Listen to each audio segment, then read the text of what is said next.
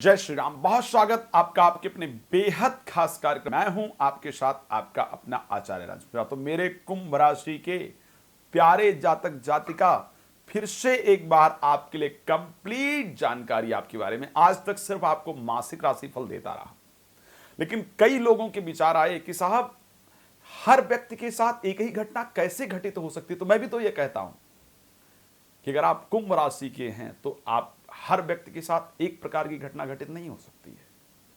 और आप तो मेरे सबसे पसंदीदा और सबसे प्यारे दर्शक हैं, सबसे अधिक प्रेम मेरा आपके साथ है।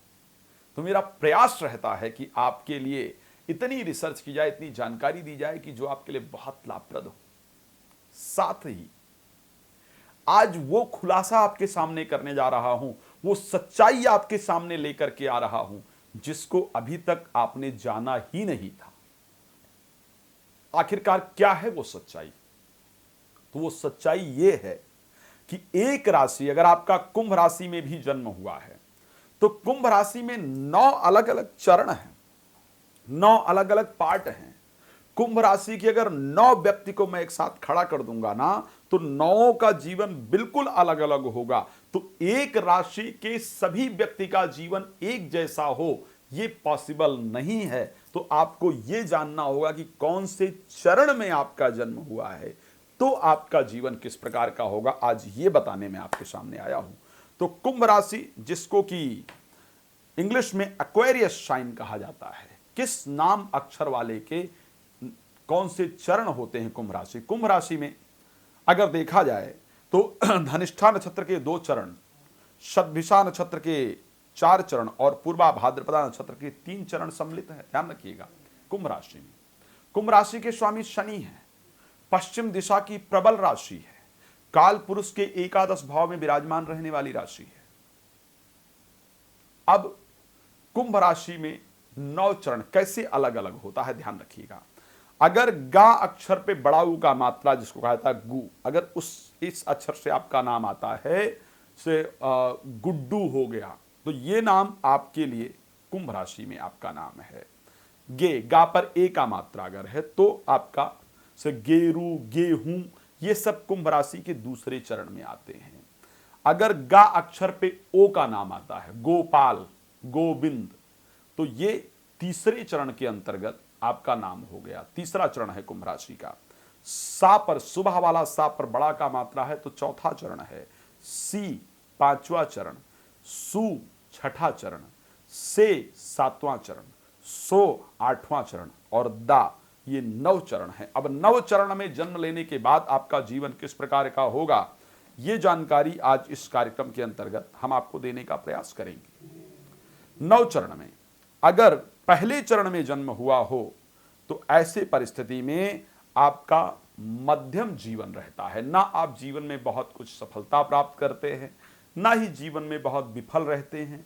आप जीवन में अन्न करते हैं, खाते हैं, मतलब वो वाली स्थिति रहती है कि मैं भी भूखा ना रहूं, साधु न भूखा जाए। पूरा जीवन उठते हैं, मेहनत करते हैं, कर्म करते हैं, शाम तक अपने जीवन में परिवार चलाने भर का जिंदगी में राशन इत्यादि, धन इत्यादि प्राप्त करते हैं, शाम को खाते हैं, सो जाते हैं, फिर सुबह उठ करके वही जिंदगी स्टार्ट करते हैं। जीवन भर तनाव में तो रहते हैं कि साहब जितना मेहनत कर रहा हूं कुछ मजा नहीं आ रहा है। एक सामान्य जिंदगी, आप एक मध्यम जिंदगी व्यतीत करते हैं। लेकिन अगर कुंभ राशि के दूसरे चरण में आपका जन्म हुआ हो तो क्या परिस्थिति होती है? श्रीमान होते हैं, बड़ा सम्मान आपको मिलता है, बड़ी प्रतिष्ठा प्राप्त होती है, लोग आपका बड़ा सम्मान करते हैं, लोग आपको बहुत पूजते हैं, लोग आपको पूछते हैं, कहीं भी जाते हैं सभा में बड़ा रिस्पेक्ट मिलता है, बड़ा सम्मान मिलता है, तो श्रीमान कहा जाता है। दूसरे चरण में जन्म हो तो जीवन बड़ा अच्छा होता है। अब अगर तीसरे चरण के अंतर्गत जन्म होता है तो ऐसी परिस्थिति में व्यक्ति गूंगा होता है, मतलब या तो सभा में अपनी बात हम रख नहीं पाते हैं, या हम ढंग से बोल नहीं पाते हैं। अपनी बातों को ढंग से ना रख पाने के कारण हम परेशान होते हैं। कहा जाता है कि व्यक्ति गूंगा होता है, सभा में मूक होता है, या बोलने इत्यादि में प्रॉब्लम हो, ऐसी परिस्थिति होती है। तो तीसरे चरण में अगर कुंभ राशि के जन्म हो तो बहुत अच्छा नहीं माना जाता है। इसी प्रकार से अगर चौथे चरण में जन्म हो तो व्यक्ति पुत्रवान होता है, उसके संतान बड़ी प्रतिष्ठा, नाम इत्यादि कमाने वाली होती है और संतान के बल पर उस व्यक्ति का, जातक जातिका का नाम होता है तो पुत्रवान कहा जाता है, संतानवान कहा जाता है।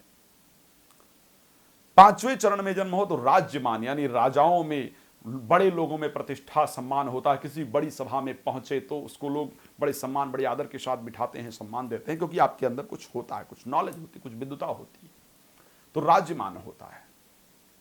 अगर आपका जन्म छठे चरण में हुआ है तो बड़े धर्मात्मा होते हैं, बहुत धर्म अच्छा लगता है, प्रत्येक कार्य आप बहुत अच्छे से करते हैं, श्रद्धा से करते हैं, तो आप धर्मात्मा होते हैं। अगर आपका पांचवें चरण के अंतर्गत जन्म हुआ है तो चाहे आप स्त्री हैं या पुरुष हैं। अगर आपका छठे चरण में जन्म हुआ, धर्मात्मा होते हैं। सातवें चरण में अगर जन्म होता है तो बहुत ध्यान लगाने वाले योगींद्र कहा जाता है, योगियों का इंद्र, मतलब योगियों का राजा। जैसे आज अगर देखा जाए तो कुछ कथावाचक हैं, कुछ योग करता है। अब स्वामी रामदेव को देखा जाए तो आज योगियों के ऊपर सरताज बन करके बैठे हैं ना, योग को बढ़ाने का। ऐसा नहीं कि योगी पहले नहीं रहे, योगी पहले रहे जिन्होंने बहुत अच्छा नाम किया। अगर आप योगियों को लेकर के बात करेंगे तो महर्षि महेश योगी इत्यादि का नाम रहा है भारत में, लेकिन रामदेव को इतनी प्रसिद्धि मिली कि आज योगींद्र कहा जाने लगा। तो योगियों में आपका बड़ा नाम होता है। ध्यान साधना योग के क्षेत्र में अगर आप जाते हैं तो आपको बड़ी अच्छी यश प्रतिष्ठा प्राप्त होती है। आठवें चरण में जन्म होने पर एक अंग में हमेशा प्रॉब्लम रहती है, अंगहीन होता है या होती है, इस प्रकार की बात कही जाती है।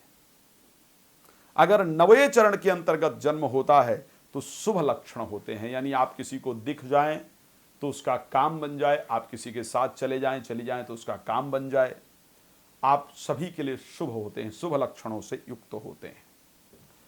अब रात को 12 बजे और दोपहर को रात को 9 बजे और दोपहर को 12 बजे लाइव आता हूं। आप मेरे साथ लाइव आकर के जुड़ सकते हैं और बातचीत कर सकते हैं, कुछ आपके लिए और महत्वपूर्ण जानकारी देते हैं। और बात करना है तो कॉल अपॉइंटमेंट लेकर भी बात कर सकते हैं। कष्ट का समय, इससे आप और क्लियर कर पाएंगे कि मेरी कुंभ राशि है या नहीं। 7 दिन के जब होते हैं तो आपको कष्ट होता है, 18 वर्ष के होते हैं और 32 वर्ष के होते हैं तो मृत्यु तुल्य कष्ट होता है। एक्सीडेंट हो, चोट लगे, कोई बड़ी रोग हो जाए, परेशान हो, इस प्रकार की परिस्थिति होती है और आपके शरीर में कष्ट होता है। यदि शुभ ग्रह से दृष्टि इत्यादि हो तो 61 वर्ष का स्पेशली उम्र तो होती ही है, जनरली 80 वर्ष तक आयु मानी जाती है। माघ शुक्ल पक्ष के दूसरे बृहस्पतिवार को उत्तरा भाद्रपदा नक्षत्र के अंतर्गत आप लोग देह का त्याग करते हैं। अब इस कार्यक्रम को विराम देते हैं, मिलेंगे नए कार्यक्रम के साथ। वीडियो को जरूर शेयर कर लीजिए अपने प्रोफाइल पर। रीजन है कि हो सकता है कि वीडियो हटा दी जाए सोशल मीडिया से तो आप कहीं सेव करके ना रख पाएं तो आपके लिए दिक्कत हो जाए, इसलिए प्लीज सेव करके रख लीजिएगा ताकि इसको भविष्य में आप दोबारा देख सकें। जय श्री राम।